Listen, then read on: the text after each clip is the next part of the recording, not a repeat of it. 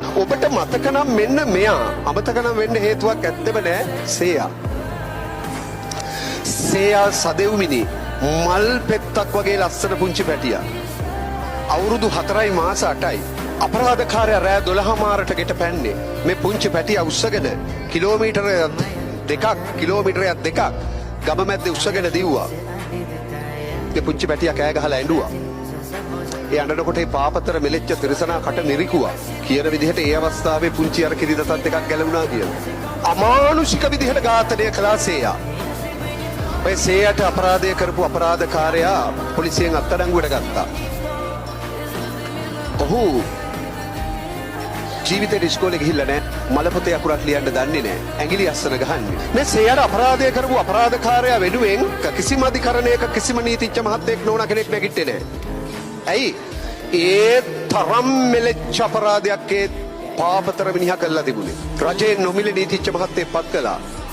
ඒ රජේ නොමිලේ පත් කරපු නීතිච්ච මහත්තයා ජායල ගෙවල් මගේ සමකාලීන හිතවතෙක්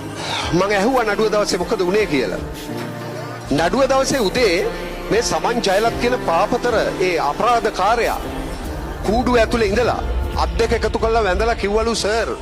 සර්ට බුදු බවත් වෙනවා අද උසාවියේ නඩුව කතා කරනවා සර් මම වෙනුවෙන් කතා කරන්න එපා ඇයි ඔය හෙන ගහන අපරාධෙ මං කළා සර් මම වෙනුවෙන් කතා කරන්න එපා මං ඔය හෙන ගහන අපරාධෙ කළා මට දැන් රැට නිින්ද යන්නේ මට රැට ඒ ළමයාගේ ඇස් දෙක මැවිලා පේනවා මම අද මාව එල්ලලා මැරුවත් මං කරපු දේවල් මේ අධිකරණය කියනවා මේ සමන් ජයලත් කියන අපරාධකාරයාට ශ්‍රී ලංකාවේ පවතින නීතිය අනුව මරණීය දණ්ඩනය දුන්නා එල්ලලා මරන්න නියම කළා හැබැයි ඔබ දන්නේ නැති දෙයක් තියෙනවා මොකද්ද ඔය සේයට අපරාධය කරපු අපරාධකාරයා ඔය කියන පුද්ගලයයි අර මං ඊට ඉස්සෙල්ලා කතා කරපු දොස්තර මහත්තයා MBBS වෛද්‍ය ඉන්දික බාලගෙයි දෙන්නම දැන් හොයලා බලන්න ඉන්නේ එක කූඩුවක් ඇතුලේ ඇයි ඒ දෙන්නට මරණීය දණ්ඩනය දීලා තියෙන්නේ